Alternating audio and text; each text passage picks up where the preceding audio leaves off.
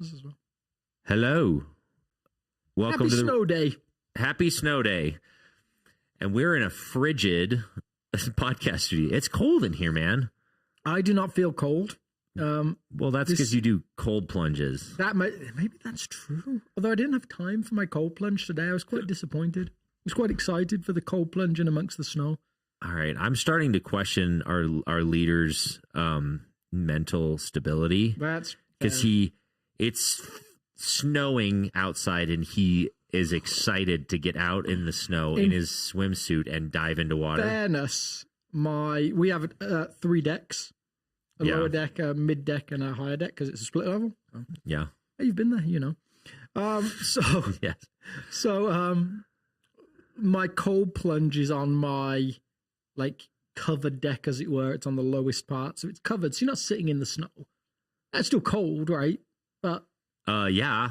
I'm just saying, yeah. When I look outside the window and I'm like, you know what would be awesome is if I was wearing hardly any clothes and I was out inside of that. Then I start to have questions about my mental stability. And I'm like, I love the winter. I've had questions about my mental stability for a long time. I'm actually a huge fan of the winter time. Me too. When it snows, I would want to go out and drive. Oh yeah. I like snow so driving. Fun. Yeah, I love that. And I'm like, it's not fun in the sense that I don't do donuts. That's not what I mean by it's fun. I just like being out in the snow. Well, this is what I said to someone. Actually, I was helping at the food bank and helping a lady, and she was talking about snow in general. And I said, you know what I do miss, if I'm honest? Now, I love the snow, so this is going to seem weird, but there's so little snow in England. When it snows, it's like a year-changing event. Like, you get 3 or 4 inches of snow, everyone's nicer to each other. Families are walking out in little communities through the snow. It's magical. Grown men are taking the day off work to go sledding because it's just so rare that you get one of those days. Huh. So for my family back home, sending them that's how it is here when it rains. Yeah, that's probably true. Yeah. Not that we're out there raining, but you're like, it's raining. I'm so excited. So for them to get pictures of 10 inches of snow. Yeah. And they're like, what did you do? I'm like, I went to work. What did the kids do? They went to school. There is that. It's even worse in Minnesota. I've heard that. Yeah. It's just the ultimate business as usual day when it snows. Well, in Minnesota. Because the snow, it falls in the beginning of the season, and then that snow doesn't disappear until spring. It's just further and further under the next layers of snow. Yeah. And you have mountains that are 12 feet tall. And if you live in a town where more people own snowmobiles than own cars, you get a lot of snow. I always wanted to do that, some winter in Minnesota where you live more in the remote spaces, which is where my parents live. Yeah. But I always saw the snowmobile tracks, and I thought it'd be so fun. You have this huge snowstorm. You're like, I'm going to the store, honey. And you get on a snowmobile instead of a car. Pull up to church and there's 20 snowmobiles outside. I love it. Love it. Anyway, that's not what we Is this why you guys showed up for the show? You showed up for us to ramble about a few minutes of really great content before the ramble, so people know what's coming. Nope, that would require editing, and that's against our policy here at the Red Couch Theology Podcast. There was an election. There was. Yeah. Yeah. Did you? Did you stay up late? Yes. I love it. So Alex, all day on Tuesday morning, we have staff meeting on Tuesday. Alex was like, "This is the best day ever. I'm so excited for the election night." And we're like, "Interesting. He can't even vote." And so can't. But I think there was multiple layers that were feeding into it. One was he just likes the numbers, right? So describe what is it about? I just do love data. I just love when the guy with the board is and there's still a lot of votes left in this such and such county and stuff like that. And I don't know, it's just fun.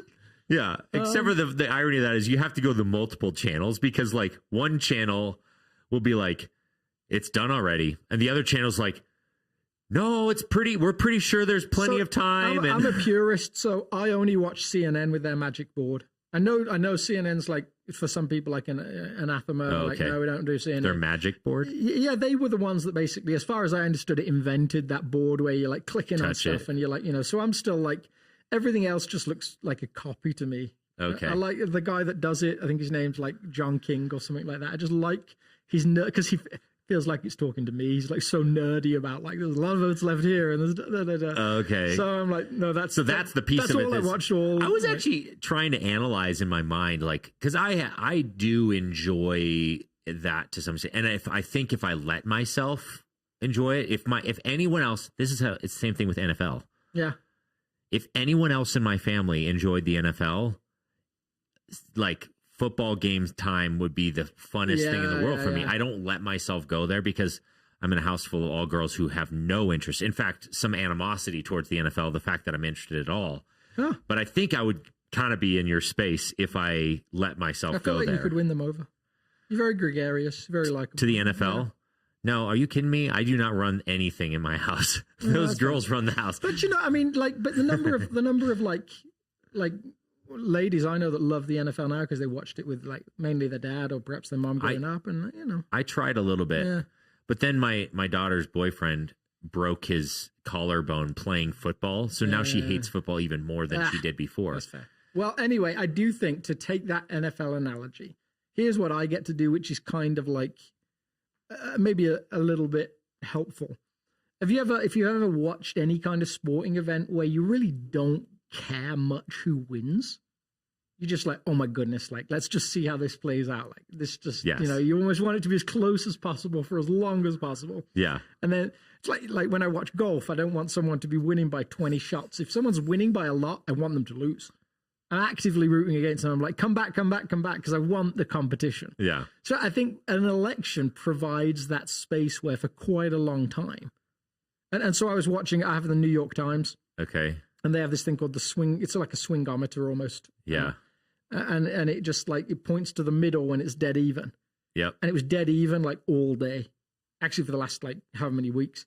And then like about 9 o'clock, it just ticked towards Trump just a little bit. Yeah. I was like, oh, that's interesting. Maybe it was a bit, maybe more like 7. Yeah. Like, oh, that's interesting. Like, you don't necessarily pick that up. And if you were watching other news channels, it was already like all. Oh, maybe so. Yeah. Probably so. Yeah. But then it was just like tick, and then another, tick, and you're just like, oh man, this is like, this is the thing that's happening. And then at the same time, you realize, like, I like it on that nerdy kind of level. I got to talk to people yesterday in tears or really dealing with heavy emotion over just their perception of the results of the election. People that are gleeful. As soon as I pulled out my driveway, I was just turning onto the main road, and this huge pickup truck, like, the extra big ones, with a big... I wonder who they're voting. Yeah.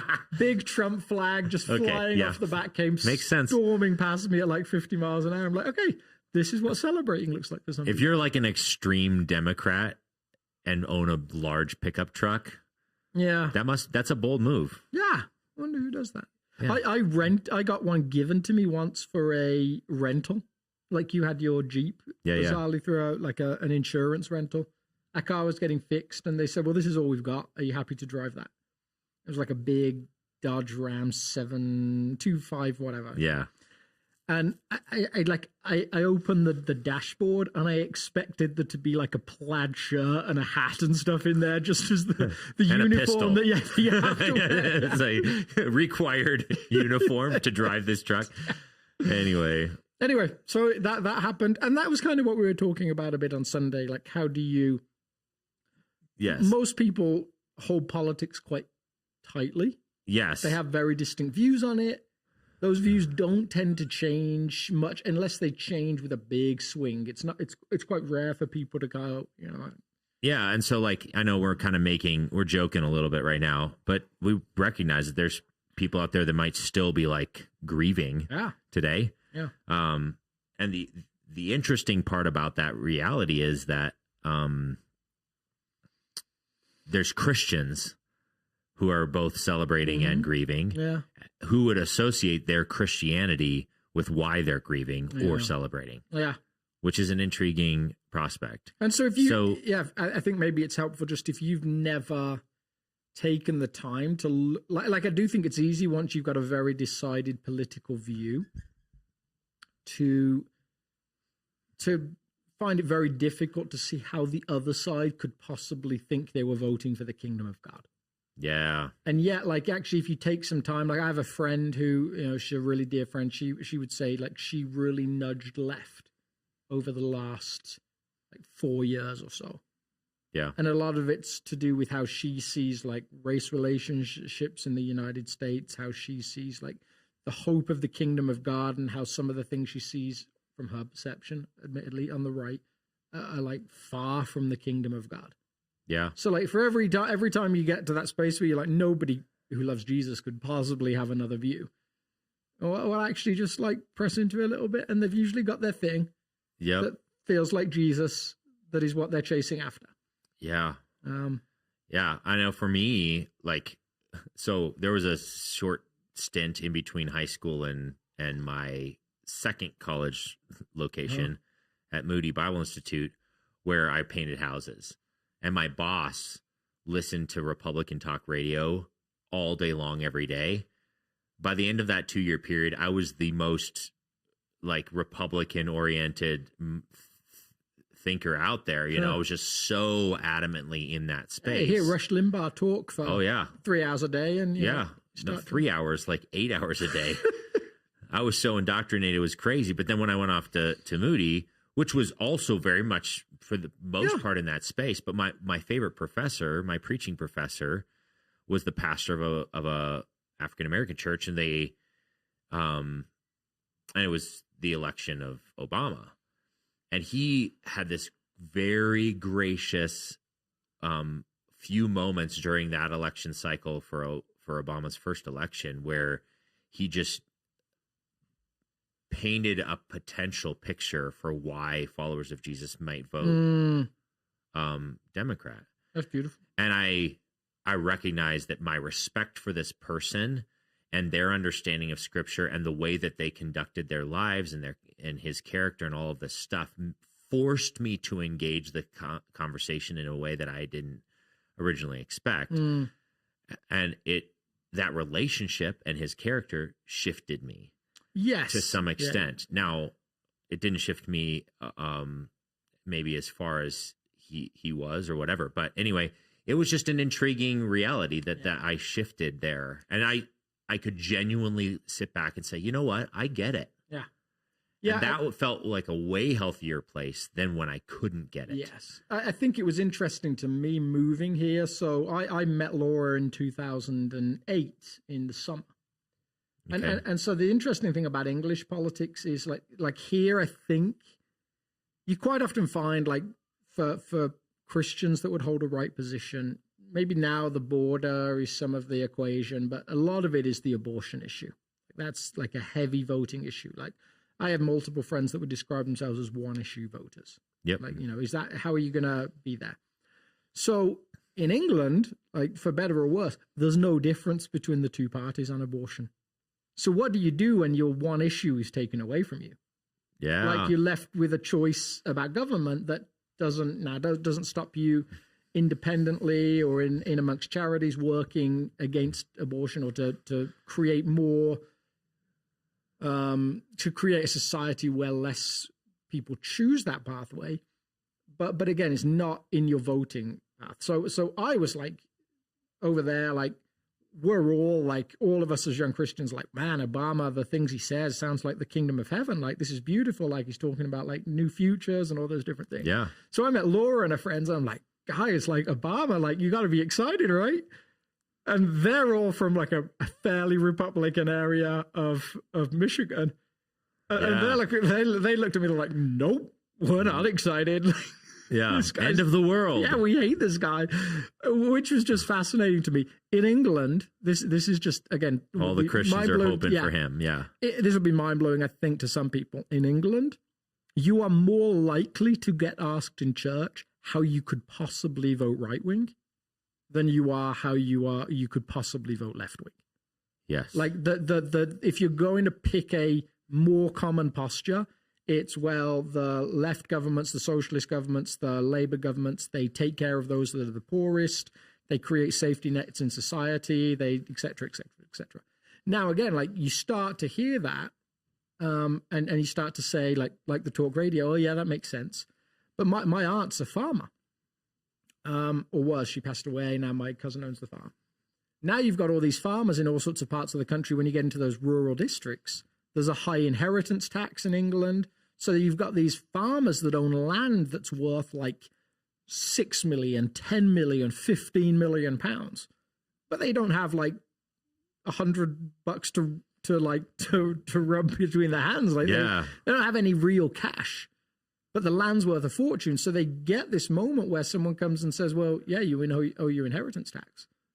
And I'm like, we can't afford it. We can't afford it. Like, so you start to see the ways where a government that seems to be for those that have nothing or for the poor starts to create systems where those that have been providing for the country for generations can no longer continue to do it. Like everything has its different like pathway that you can explore and different. It just shows that it's not as simple as sometimes we want to make it in our head. Yeah, absolutely. But we are where we are now. We are. And we had a little meeting last night where we prayed just for our leadership. Oh, that was beautiful. And it was a beautiful time. And I think, so I guess the question I would ask you now, so given how the election happened, or regardless of how the election happened and all that stuff, whether you're thrilled and excited or whether you're devastated, what is the invitation of the way of Jesus have for what does God call followers of Jesus and have this relationship with political issues? Well, that seems very tied to the passage we looked at this week, which was not an accident, I will say. This was like a planned, like to land. We do plan sometimes. We do think about stuff. So Revelation 4 was a passage I pegged a while back as like this would be great on election week, knowing that there's a propensity amongst us as humans to kind of lose our stuff when we don't get what we want, or we get what we want and it wasn't as good as the thing we wanted and stuff. So context-wise, it felt like Revelation 4 really landed like heavily in that spot. Yeah. There's a scene in Revelation 4 where John, the writer, gets to see the throne room of heaven. And God is sitting on that throne. He's not described in great detail, but everything centers around him. Like he's like the gravitational pull. I showed a scene from a piece of pedimental sculpture in Greece from the Parthenon, from the north side, south side. So when you look at this sculpture, it's a divine scene in the Greek world, and there's two gods battling out in the middle, and those closest to the center are paying a lot of attention. As then you get down to the corners, they kind of lose interest. They kind of that's powerful. In this scene, everybody's pulled to the center. There is nobody in this scene who is not paying attention to what is going on in the center of it. It controls and gravitationally pulls every single element of it. Yeah. So then you start to think, well, why is that in there? Like, yes, it's nice to know, like, God's on his throne. That feels abstract. Like, why does that matter? And then you start to look around in some of the Roman context of the day. And in about 81 AD, Titus, the Roman emperor, dies. He's the son of Vespasian. And Titus dies with no kids, and so his brother Domitian comes to the throne. And Domitian's like he's both his brother and his dad were warriors, yes, but they were people of the Senate. They really like expanded the Senate's powers, and they weren't overly authoritarian. And then you get like Domitian, who's like both a warrior, pushes the Roman borders further and further out, keeps like challenging the status quo, and he's a builder. And he's also very authoritarian. Like the Senate gets almost disbanded under Domitian. Yeah, super powerful. Yeah, so he's like really like loved by the people because of the way he expands like the power of Rome, loved by the army, at least the common soldiers, because he's seen as one of them, raises their wages by like a third. He's like, but hates Christians. Like starts to bring back that emperor cult. His son dies, he makes his son a god, and then you kind of like you have that perspective of like, if the son that died is a god, what does that mean of the father who was father to him? Like, very much pushing that like So if you have a son and you name them the Son of God, yeah, you don't even have to say what you're calling yourself. Totally, So Cassius Dio, the Roman historian, he's about 165 AD, starts just observes historically that Domitian would send out letters signed Lord and God. There's a couple of modern historians that have actually started to question that a little bit, but again, he's like 65, 70 years later. I'm going to kind of rely on his opinion a little bit more than theirs, maybe. Yeah. So you've got an emperor who loves to build stuff, who builds himself a huge palace over about a 10-year period that gets finished about 92 AD. Remember Revelations, like 94, 96, 95, somewhere in that region. About 92, finishes this huge palace with this giant hall called the Aula Regia.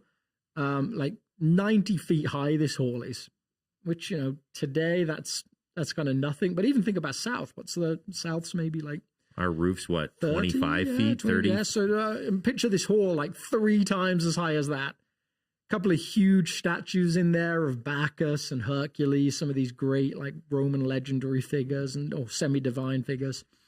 And that's where he holds his audience, as those that are most powerful come and they sit with him and they bow down before this man who calls himself Lord and God. So when you think about that from a Christian perspective, of this man who is all powerful is the one that persecutes me, who sits upon a throne, but he seems to control all things. And then you come to our passage.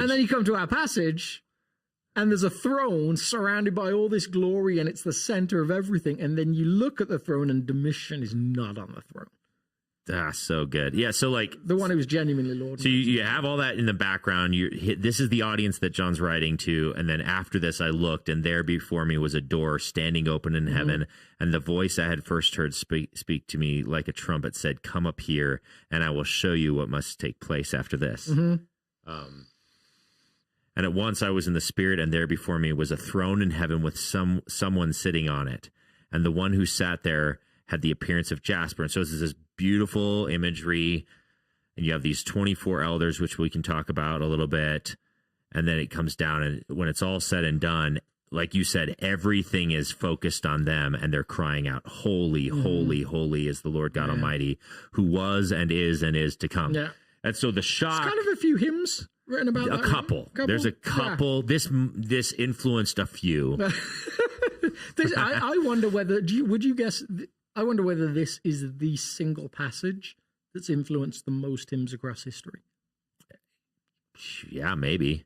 I mean, just that's like the breadth of them, it's in so many hymns. And so many modern songs. Like, it wouldn't be far off, I would guess. Yeah, totally. Because it's this, and maybe the question would be why? Why is it so influential? And I think it's for the same reason this whole passage exists. It stands in contrast to the most majestic expression that humans could come up with for a power and authority, which is maybe this facility that you're describing.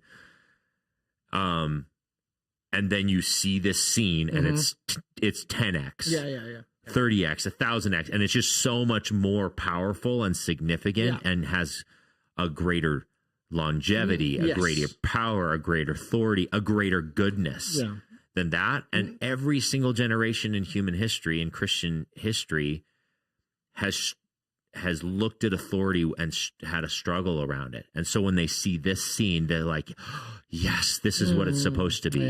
We're a all-powerful authority figure who also happens to be all good. That's what we actually want. Yeah. And so this is not the first time something like this has happened. Like Isaiah chapter 6, Ezekiel chapter 1, Daniel chapter 7, all have this kind of like courtroom, throne room type drama play out. Some people would even say like Exodus chapter 3 is very informative of it as well. Like the God's encounter with Moses, or Moses' encounter with God. So I think like it's not brand new, but it does have and most of the times in history, it's usually like poking at a person who set himself up to be some high authority figure. The mirror with this and Daniel 7 is absurd. It's like 14 points in a row, like thing for thing. Like if someone said like sit down and write Daniel 7 in other language, you might write this. You might get Revelation 4. I mean, it's so close. Yeah. So in the midst of that, like in the midst of all your, like to bring it back to the earthly level, you've got this spatial vision of like, in amongst my persecution, amongst my fears, my, like the rumor of power. You know, that's what we see with people's fears over like an election change. Yeah. It's like the rumor of like, what will this mean? Like, you know, what will that mean for this person or that person? Or what will this mean for my finances, perhaps? Am I going to be better off? Am I going to be worse off? Like, whether good or bad, like there's hopes or fears attached to the change of power. Yeah. For a Christian, hearing these constant stories of the power of Rome and seeing it play out in front of you, because it had such a spread. It's one of maybe the third or fourth biggest empire of all time, and perhaps the most powerful in terms of its context. Yeah. Then you get to this throne, and the one on it is not Domitian, is not the ruler of Rome. That's a beautiful gift. Fascinatingly, Domitian dies the year that Revelation is written, like 96 AD. Interesting. Like 2,000 years later, we're still reading this passage, and Domitian has not been around for a long time. Yeah. And that let's further push this into what are the implications? What implications does this text have on the election cycle that we just went through? Well, I think when you think about the hopes and fears aspect, like someone wins an election that you like, especially for something as significant as the president in the United States. You know, I actually feel like we don't have a comparison to this in England because of the monarchy. Like none of our symbolic rests on the prime minister, all rests on the king or queen. Yeah. So that person, like we had one prime minister 2 years ago who was prime minister for 45 days. And then there was a vote of no confidence and she's gone, and like, you know, she'll go off and get a pension of some kind, but they just don't wield that same kind of authority and symbol that the president of the United States does. Yeah. Which is interesting. Like Laura, when she was first working in England, worked for a member of the House of Lords, and she got to walk the prime minister up a couple of flights of stairs to where they were having dinner. Like as an immigrant, like no like British passport, no citizenship, just a 21-year-old American. Like she could have been like an undercover agent, like, you know, like Scarlett Johansson in Marvel or something like that. She could have been like that, you know. If that was here, she'd never have got near the president, or I in place of her would never have got near the president in that kind of status. Yeah. So everything's just got that lower power threshold. Yeah. I think in England.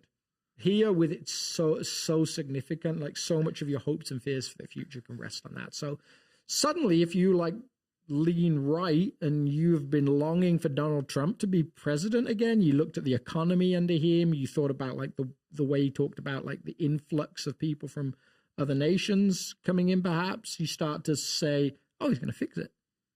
Yeah. Like, kingdom of heaven on earth, right? Paradise on earth. Everything's going to be great.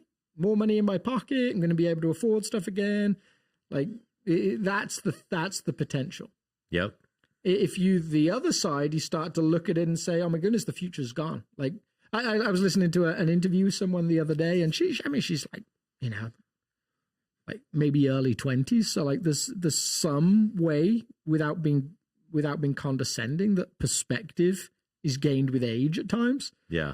But like in the midst of this election, she's like, yeah, remember guys, Australia does a 3-year working visa and New Zealand does a 1-year working visa. You can get out of here for 4 years and come back in 4 years. Like, again, like there's no future here right now. Yeah. And then what you do if another Republican comes to the presidency, I don't know. But you start to see how people start to place their hopes and fears on an earthly ruler. Yeah. The whole semantic thrust of this chapter is to say it doesn't rest there.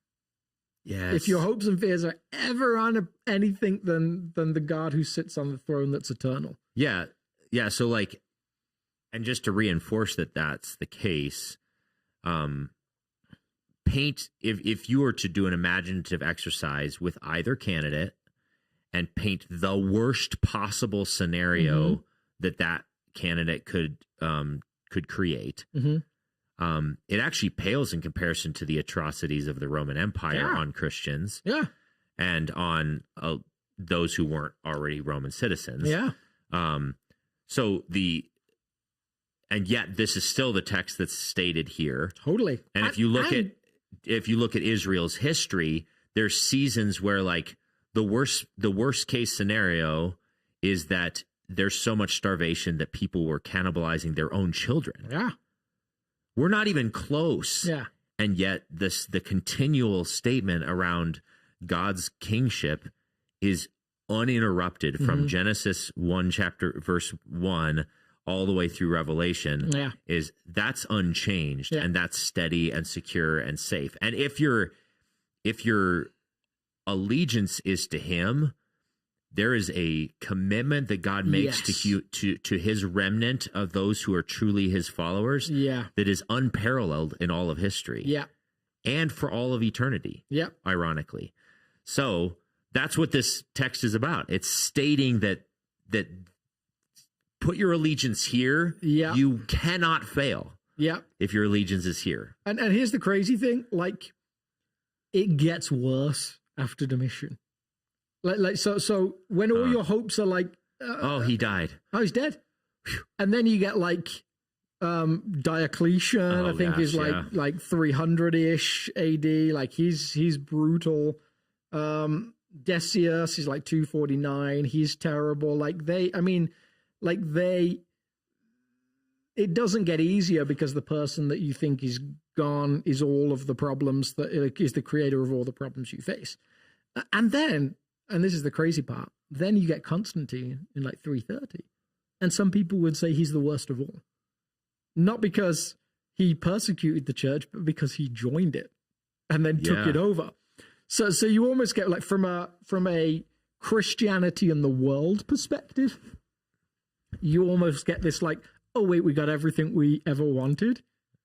And the only thing worse than not getting what we wanted was getting it, like Oscar Wilde again, like that. So then Christendom becomes this like almost corrupt the church from the inside out potential problem. And there were some beautiful moments under Christendom, and the rest of Christian history post Christendom has had this like almost double-mindedness to Christianity because of Christendom in a lot of ways. The story is that Constantine, when soldiers were baptized, would have them baptized with a right hand out of the water with a sword in it, because you may belong to Christ, but your arm and your sword belongs to Rome. I mean, the modern version would be holding your AK-47 out of the water, I assume.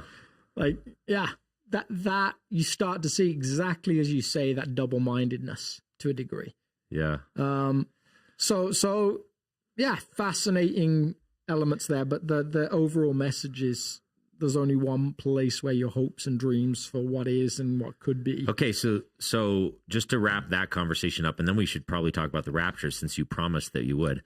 It wouldn't be the first time I've promised something and we haven't done it. Mostly because I just keep asking questions and then we don't get a chance to. So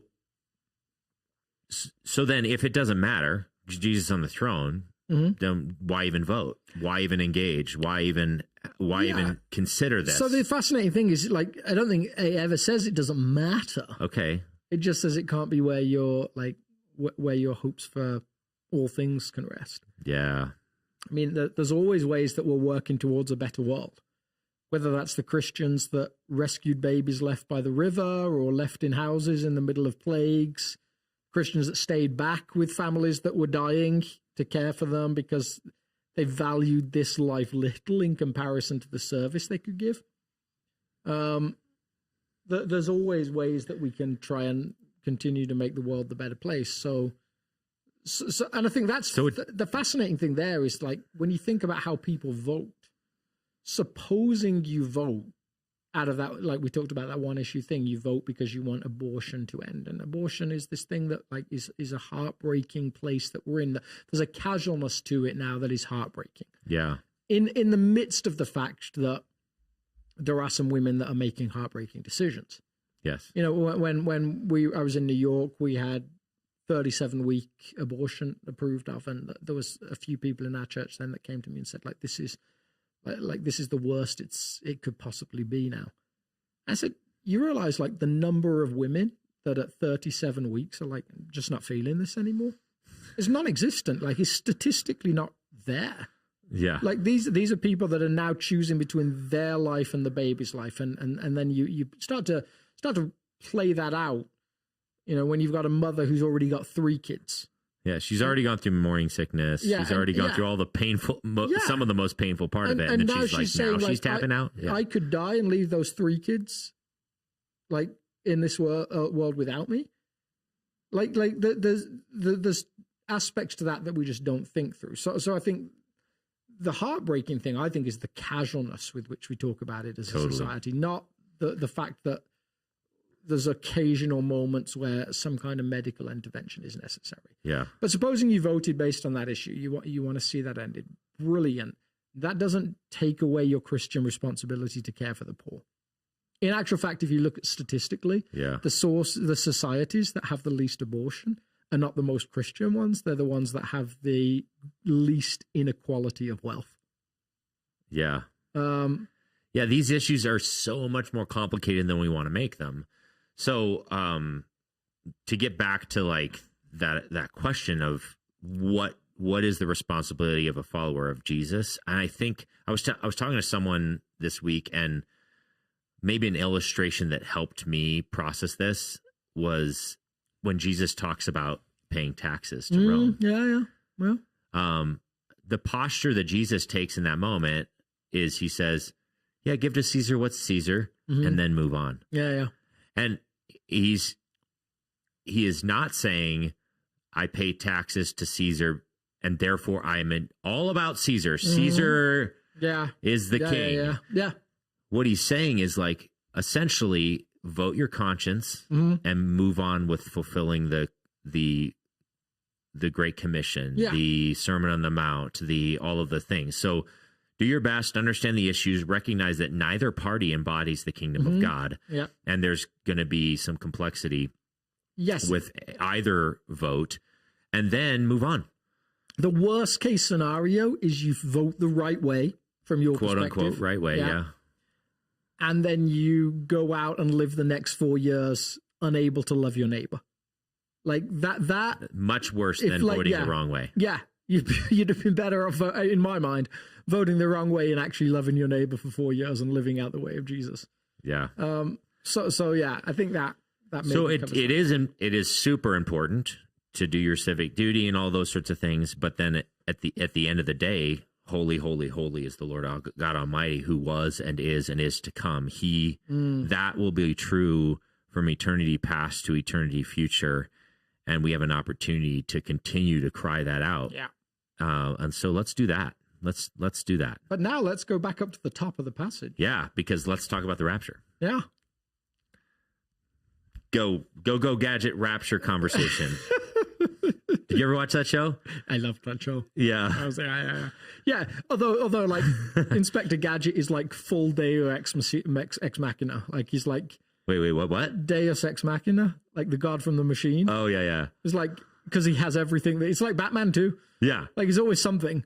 Like it's like the like when he's got the shark on Batman's got the shark on his leg and he's like, Robin, hand me the shark repellent. Yeah. In the helicopter, like who put shark repellent in a helicopter? He had the foresight to come up with a shark repellent in a helicopter. I mean, what scenario is this? So it was always one of those shows. I was like, his superpower is that he can invent something. Yeah. There's always something. It's actually his foresight was actually his superpower. It's brilliant. So anyway, Revelation chapter 1, Revelation chapter 4, verse 1, I saw this door open in heaven, and then on to like this line from Jesus, the voice that had spoke in the beginning, come up here and I will show you what must take place after this. This is one of the rapture passages. Well, it's not actually, even the primary one. Yeah, it is, because if your premise has become, at some point there is what's called the rapture of the church, that people will get pulled up, the faithful Christians at least will get pulled up into some like spatial eternity of some kind, or some encounter with Jesus. Then the worrying thing is, well, that's not in the book of Revelation. So you start reading Revelation and you're like, wait, this event that's so central, it's not there. So then the question becomes like, well, where is it? Where in Revelation? Is it just, does it matter that it doesn't mention it? Could that be a sign that maybe that's not a real thing? Like, it mentions the return of Jesus. Like, what does, and Jesus talks about his return, but then, like, I would say doesn't talk about a rapture. Again, some people would say different. So it's like that like this becomes the verse that carries all of that weight, especially, again, we talked like a couple of lenses for Revelation on Sunday. Two that matter here, like preterist or futurist. Yeah. Do you believe most of Revelation is in the past, in which case this is just a voice to John? Or do you believe most of Revelation is in the future, in which case like everything from the end of chapter 3 is future based in some like different time and space? Now, there's a couple of problems with that. One, the passage is certainly talking to John here, so it's past based. Like, this actually happened. John actually had a vision.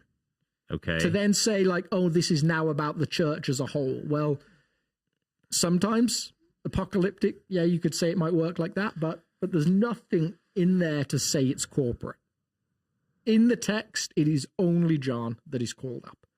No one else, nothing else, no other moment, and it's so there is a rapture just of John. Just of John, maybe, in this context, yeah. So then you kind of like you can kind of zoom out and say, okay, well, we're taking that into account. Like, is the rapture something that is talked about in other places, and could we, based on that, start to say, well, maybe this has two meanings here? Like, because lots of things in apocalyptic have two meanings, right? Yep. It's not literal, it's not chronological, it's like got all sorts of elements. Yeah, it's layered, layers of meaning. Yeah. So then you come to like the struggle of the rapture. Like now, unfortunately, we have here two people that neither of whom believe that Scripture teaches the rapture. It would be really useful if one of us at least could pretend we do for a moment, but I don't think we can get there. So yes. So the rapture is in my mind. Here's a couple of reasons I don't particularly hold to it. The rapture is a fairly new idea.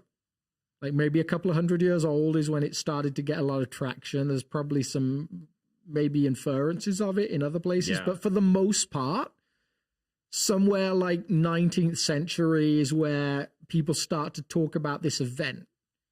And they start to talk about it, and I'm going to throw other technical terms here, so feel free to go slow and do some reading on this. It comes primarily out of a premillennial standpoint. You know what? I can even give us a chart. Look at this. But that doesn't help if you're listening. You're always there for the people that... I am. No, but it'll help us, like, reference the words multiple times and so forth. Then if you're Aaron watching... loves you. Know that. Especially. You are his favorite. I am your... Yes, that's just true. You are the disciples that Aaron loves. Because I quote-unquote listen to podcasts on YouTube all the time. So, unequivocally, I'm just... And preferential treatment. Never ever watch a podcast and would never do it. Yeah. So this theory comes out of this idea that you might call like premillennial, pre-tribulational. Yep. So there's two events at the end of Revelation, which we haven't got to in our teaching cycle yet, and we'll get to sometime in like April or May. The tribulation is a period of 7 years that Revelation talks about. Again, like maybe literally, maybe past tense, maybe figuratively, like all sorts of questions there. But it's an event where there's a massive persecution of the church for 7 years. Yeah. And then the millennium it talks about a 1,000-year millennial reign of Christ. Again, like now, little technical details. Some people say that millennium is still to come. Some people would say we've already had it. Other people would say we're in it right now and we just don't know it. Like all sorts of like ideas floating around there. Yes. But in a time where the premillennial, pre-tribulational view was the most important, well, you need, again, like to use that term, Deus Ex Machina, you need something that pulls the church out of that tribulation if you believe something happens before it. If the church is saved from that, rescued from it. Like God would never let his church suffer. And there's language in the book that suggests, like, I'll save you from what is to come. Yep. Like we covered that in some of the letters. So then you start to look around at a couple of things in Scripture that read a particular way, especially from a modern sort of 19th century Western mindset. Then you start to see a couple of passages that start to kind of give language to that idea that maybe there's something. Maybe Jesus doesn't just come back, but he comes back first for his church and then comes back with his church for or to the world. Yeah. So one of those passages is First Thessalonians 4:17. Yep. Yeah, and this is actually the main one that uses that term, caught up or rapture, what we would define as rapture. And then the other one is Matthew. I'm gonna have to dig that one out. Yeah, I'll find it. In my head. Matthew, where he talks about like 24:40. Yeah, something like that. Yeah. So here's the fascinating thing with this. Like, as soon as you give it a different context, I would suggest, and again, like, if you're a rapture, like, I do not think this is a significant theological issue. Like, I actually think the best posture you can have about Jesus' return is, I firmly believe it's going to happen. I have very little idea about how and when it's going to happen. Yeah. Because that seems to be the message that Jesus leaves for his followers. Yes. So let me give, like, let's read First Thessalonians 4. Okay. And then I'll give you, like, my theory about what, well, I say my theory, a different theological reading of it. 4:17 is right. Oh, yeah, you can go right here-ish. You want to get some context? Let's read it first and we'll go back and do the context afterwards. Okay. So here's 17. Yeah. After that, go up to the next verse, go up to 16. 16. Yeah. For the Lord himself will come down from heaven with a loud command and the voice of the archangel and with the trumpet call of God, and the dead in Christ will rise first. After that, we who are still alive and left will be caught up together with them in the clouds to meet the Lord in the air, and so we will be with the Lord forever. Therefore, encourage one another with these words, and the word is Maranatha, the Lord is coming. So okay. This caught up is the Greek word here that is what we've come to translate as rapture. Yeah. So to snatch. To snatch away. Yeah. So when you read that, maybe you look at it and you're like, oh, there it is, right? Like, how can there be any question? It's just that. And simple. This is the most explicit. Premier text in this. Yeah. Now, when you go back and have a look at the context of this, like, so Thessalonians, if I remember, is written like late 50s AD. Brothers, we do not want you to be uninformed. This is verse 13. Yep. Right? About those who sleep in death, so that you do not grieve like the rest of mankind who have no hope. For we believe that Jesus died and rose again. So we believe that God will bring with Jesus those who have fallen asleep in him. According to the Lord's word, we tell you that we who are still alive, who are left until the coming of the Lord, will certainly not precede those who've fallen asleep. And then we go on to the passage we just read. So the question that seems to be rumbling around the church of Thessalonica is, wait, we never expected anyone to die. Yeah, we thought he was going to come back before. Yeah. And we actually thought Christians might live forever, like till that time. Like we now we've got all these people that are dying. Like, what's going to happen to them? They're not going to get to enjoy this eternal. Yeah, thing. And are we missing out? Like, if they're someplace better, like, do they get to be part of something that we don't get to be part of? Is it like, better what's to be happen dead? here? Yeah. Like, Jesus is coming back. There were actually stories, maybe a little later than this, but certainly in some of these time periods, of Christians intentionally trying to get martyred. So that like they were actually like poking the bear, trying to get it to snap and bite so that they could be part of whatever was going on, like right now, part of this return. So Paul's addressing all of that context. And when he talks about return of Jesus, he seems to lodge it in what the visit of a Roman Empire to a city would look like. So when a Roman emperor came to a city, say he comes to Thessalonica in this, or Thessaloniki, as it should be said, in this period, the Roman emperor would turn up with all his entourage. In this language, the dead in Christ. Yes. That are with him. And then all the faithful Romans, those loyalists to him, those part of his, like, you know, expressly chosen group of people, would come out of the city, join that entourage, and march back into the city with him. Yeah. So they'd take part in that. So when you think about that language that was very well known in the day, because most big cities had some kind of visitation from someone high up in the Roman Empire, if not the Roman emperor himself, suddenly it starts to make sense. At some point, Jesus is going to come back to this earth, and he's going to bring those with him that are dead in Christ. And then if you're still here, the question is, well, do I get left out of that big procession, that big moment where he arrives in his glory with like his entourage, as it were, to use like a more modern word? Yeah. Kind of like, it's better to be dead, right? As you said. And so Paul's language is like, no, don't worry about that. Like, whether you're dead or alive, the dead in Christ will come with him. And those that are alive, well, they'll be part of his procession too, because he'll catch us up in that moment in order to go. So to answer, is there a rapture?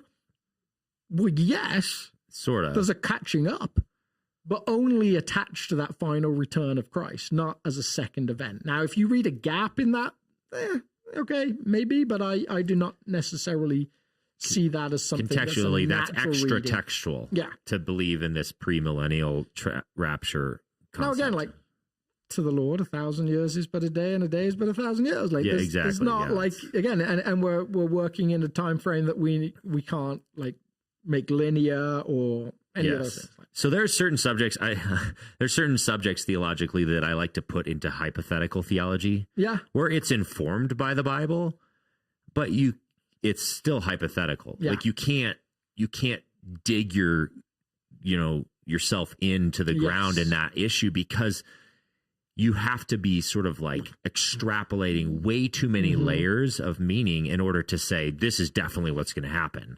And so I had a slide on Sunday that I ended up cutting because I was worried about time.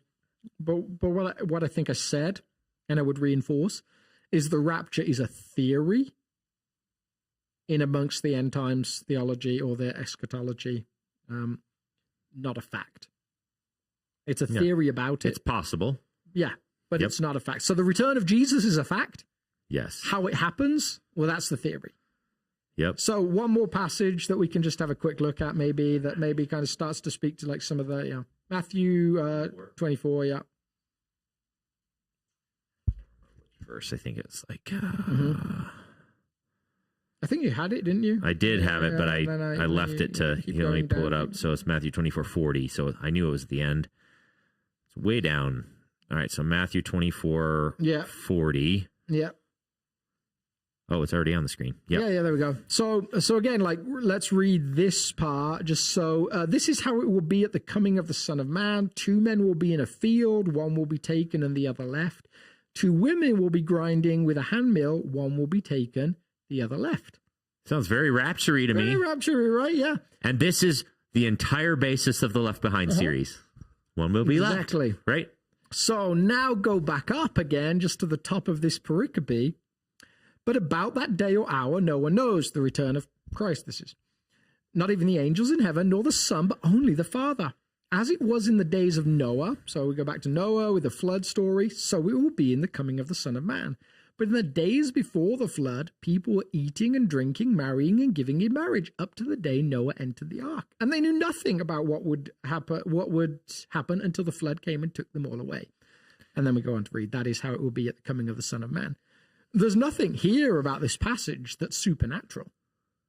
The event, the return of Jesus, is supernatural. That's a moment like way out of our scope. We're just waiting for it faithfully as a church. But the language of chosen is far better than the language of snatched up for rapture. Jesus is simply emphasizing the fact that there'll be one who calls himself faithful follower of Jesus that will be part of the chosen, and one that isn't, that won't. There'll be one woman milling flour who is faithful, and one that isn't. And that this is a emphasis on the gospel and the importance of following Jesus. This is classic gospel text. Yeah. Like, don't be the one who doesn't respond to the invitation of Jesus pre his return. Yeah. He's emphasizing that over and over again. And it's a pretty common framework if you look at the prophets, like Ezekiel's a great example of like this very strange in its time where it says like, if your father's unfaithful and you are faithful, you're fine. Yeah. Which is very unique in Ezekiel's context because corporate dealings with people or God's dealing with entire nations predominantly through all of that era. Yeah. And then to have the shocking moment where he's saying like, oh, as an individual, I can be faithful to God and be treated differently in context to God's judgment. Yeah. The brand new experience. This is just the same old story exactly, there. Yeah. It's a matter of choosing, but you can see why when someone starts reading like a mass supernatural evacuation, like a Star Trek moment. Like when I used to teach a class on eschatology for teenagers, and I used to call the rapture theory the Arnold Schwarzenegger theory. Like there's always a moment in Arnold Schwarzenegger movies where everything's about to blow up, and there's maybe like one helicopter left, and he turns to whoever his sidekick or whoever the attractive girl is that he's kind of come across, and he turns around and he goes, "We've got to get out of here." And I always used to talk about like the rapture was the moment where like we've got to get out of here. And that's like we massive. He does a pretty good Arnold, yeah. There you go. So again, like, is it a first tier theological issue? Absolutely not. Is it a second tier theological issue? Probably not. Like, it's just one of those ways that you may look and may say, like, I'd like to go back to this and look at whether I think that's something that I should expect, or whether my struggle with the rapture, if anything, is the psychological torment it's been to so many people, especially children. Like, it's not been good news. It's actually been a fairly horrific burden on like you come home from school and your mum's like 45 minutes late coming home and you're a latchkey kid and you suddenly start asking questions like, oh man, like I looked at a magazine I shouldn't have looked at the other day. Does that mean like that happened and I missed out on it and stuff like that? That constant feeling of like, am I going to make the grade? Yeah. So the other side of it is like the post-tribulation rapture concept, or even caught up concept, terrified me as a kid. Okay. Because I didn't want to go through the tribulation. Yeah. The tribulation sounded scary. So I was like, I'll just be a good little boy and then I'll get to exit this thing. And then all the bad stuff will happen. Yeah. And so that scared me as a kid too. Yeah. So, yeah. And then you get older and you realize, oh wow, the world's already a pretty scary space. Yeah. Yeah. So, and again, like there's all these different like ideas around dates and weeks and all these things. Like there's the 7 weeks of Daniel and the theories around time and stuff like that. There's the 7 years of tribulation, which some people would say is like the weeks and It could be that a lot of that language is past language. That's certainly one very good reading of Revelation, that the tribulation period has happened. And yet there's Christians all over the world that would say, you know what, it kind of feels like we're in tribulation right now. Like we couldn't imagine it getting any worse than this. There's seminaries in China, underground seminaries, that one of their classes is around how to jump out of a second-story window without breaking your ankles and how to get out of handcuffs and things like that. Like there are people, followers of Jesus all over the world that are deeply persecuted and would say, we can't see how this is any different to what might happen at some time in the future. Yeah. So like, So as far as we're teaching here at South, maybe this is one of the areas where we just would recommend that you hold a lot of this with a little bit, like, feel free to explore and be curious and study.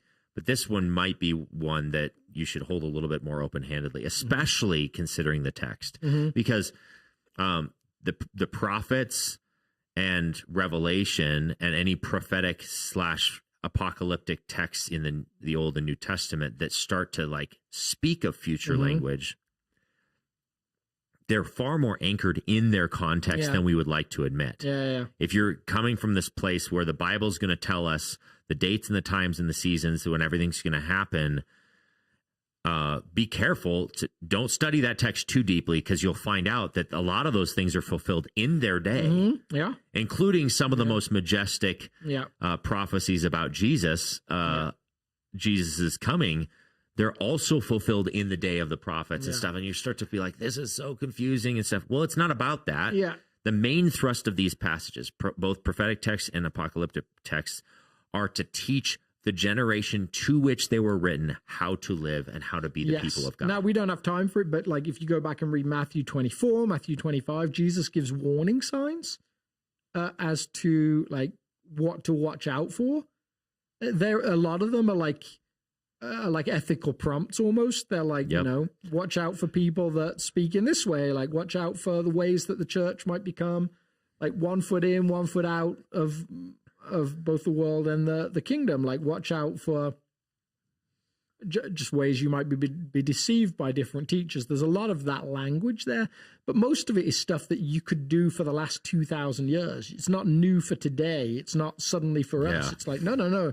Christians in the 17th century, the 5th century, the 1st century, all were quite able to do that, and it was important across all time. If you come to a book like Revelation that is decidedly non-linear and try and find linear in it, yes, you're going to end up confused and disappointed, because there's... Or you'll find it and get really, really confident and completely miss the actual point of the book. Yeah, like my good pal Harold Camping, who died a couple of years ago, who had however many predictions for the return of Christ, none of which were true. Made lots of money off it, but maybe missed the point of the book, which is to reveal Jesus. So, and any theological framework that's that dominates your thinking and doesn't help you to live in the way of Jesus with the heart of Jesus should be suspect. So there's a tip from the Red Couch Theology Podcast. Theology can actually distract you from the main thing. Theology can get you completely off the rails of trying to figure out how to obey the way of Jesus and live it out in everyday life. Politics can get you off the rails. Theology can get you off the rails. Being a good little boy or good little girl can get you off the rails. And here's a fascinating devotional question you might ask. Okay. In amongst persecution, like in the period of Domitian, like in different parts of the world right now, like in Romania in the communist era, the question you might ask is, how can I stay faithful? Like how I, in the midst of persecution, can stay faithful to Jesus.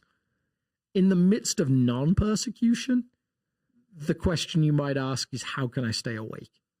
Like there's something about the era of non-persecution, of comfort, that creates very sleepy, dreamy Christians. There's that great little like parable that someone created where it's like a conversation between Satan and some of his like cohort and stuff like that. And he kind of says like, oh, how can we tempt the church? Let's tell them there's no God, someone says, and like Satan replies, no, they know that, like they see the world around them. It's hard to keep them in a frame of mind where they think there's no God. And then someone said like, well, like let's tell them there's no Satan. And he's like, no, they've heard all these stories and it's hard for them to like not realize that there's good and bad and stuff like that. And then finally one of them says like, let's tell them there's no hurry. Like, let's tell them like, this time is going to continue forever. We don't need to overthink anything like that. And if I was thinking through like how I would try and stop the church being the force for good, the hope of the world that it's supposed to be, if I was going to think how I would stop the local church being the hope of its community in the way that it's supposed to be, the last thing I would give it would be persecution. Yeah. Like, persecution makes you think. Persecution makes you evaluate, like, do I want to be a part of this thing? But right now, we are both fortunate and unfortunate enough to live in a moment in history where we turn up to church and it's mostly celebrated. Now, maybe that changes. I don't know. Maybe it's changed in some places in America. But right now, nothing to stop you getting into a car on Sunday morning, and nothing to stop you sleeping in on Sunday morning either. Yeah. So, all right. So just as our final concluding statement, I want you to repeat the 2 recommendations. If you're in a suffering church, what's the question? How do I stay faithful? And if you're in a non-suffering church, what's the question? How do I stay awake? There you go. There you are. So we'll leave you with that. Those are great questions. Think about that for a little bit. It'll mess with your head. Think about that for a while. Yeah. All right. Thanks for tuning in. See you guys. And I got to find the button. Whoa. Your session expired. This page will reload in 5 seconds. Hopefully that podcast actually aired.